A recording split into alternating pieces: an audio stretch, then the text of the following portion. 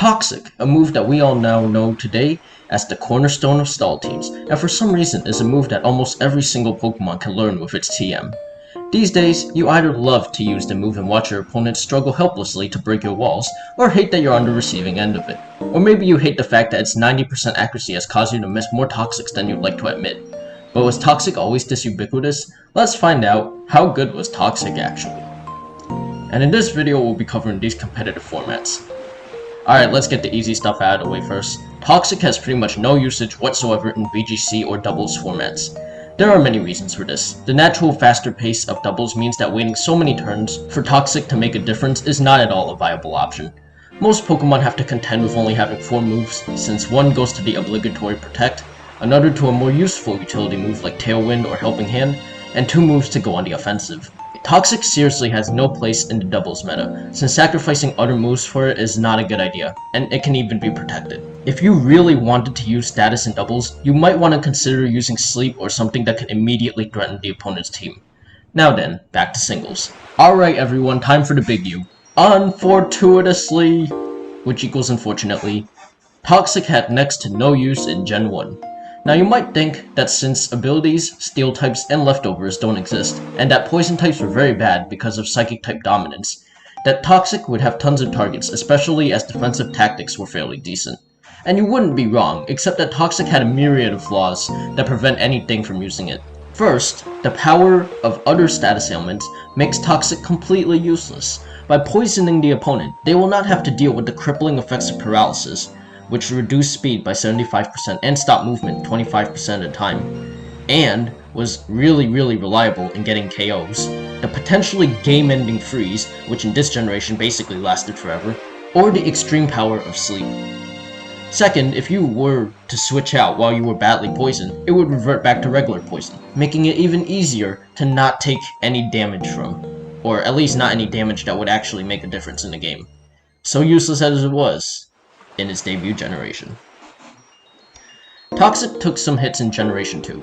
Steel types became the new hot thing, and poison types became much better. Furthermore, the ubiquity of Rest Talk in this generation basically meant that using Toxic on most Pokemon would amount to absolutely nothing.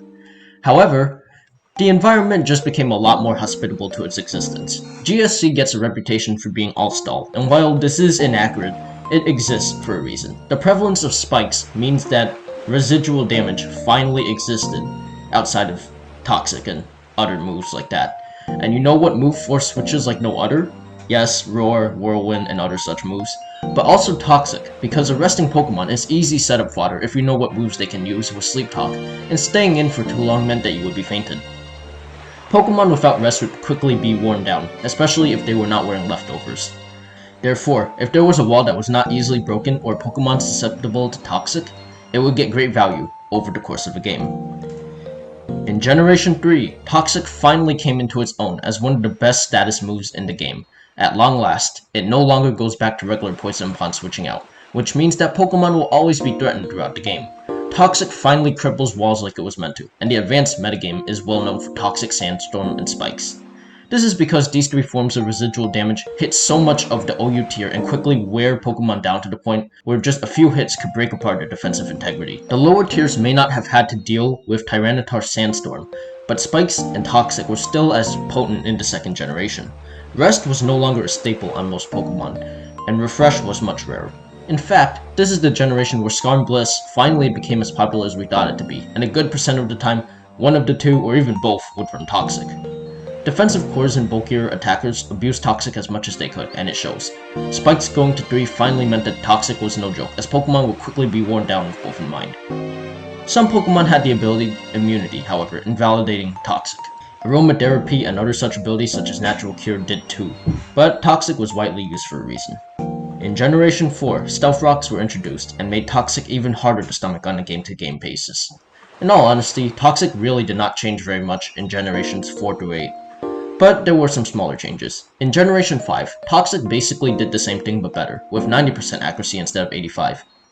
Gen 6 made it so that Pokemon, who were Poison type, using Toxic would never miss, even if the opponent was in a 2-turn move like Dig or Fly. Also, the introduction of Fairy types was not a great thing for Toxic, since Steels and Poison became more prevalent. although this didn't very much matter in the grand scheme of things. Generation 7 brought Z crystals, but no one was using Z Toxic with the +1 in defense as its only benefit. Special mention should go to Toxapex, as you could use Toxic and then Venoshock the opponent with Merciless in order to do a pretty large amount of damage. This was really just a gimmick, but it was a pretty fun one. Generation 8 brought a massive change to Toxic. TM Toxic was no more. This meant that Poison Pokemon, alongside a few others, were the only ones capable of learning the move, drastically cutting down on its viability in every single metagame.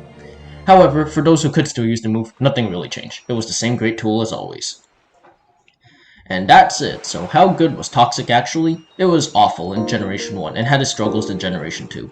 However, from Generations 3 to 7, it has been a metagame defining move, as being able to put any Pokemon on quick time was invaluable, along with the mechanics changes. There were many plays, such as Facade, Poison Heal, Guts, and many more, that would thwart the residual damage that it left behind, but it never stopped seeing play on Pokemon who needed to cripple key walls or stall offensive threats. Generation 8's cut of Toxic as a TM was devastating, and not every stalling Pokemon had access to the move, but it was as great as ever. Overall, Toxic is one of the best moves to have ever been part of competitive Pokemon. Thank you for watching this video. Comment down below what you want me to do next, or if you want me to stop ripping off False Swipe Gaming. Check out their channel. I've been a huge fan, and they make great videos weekly.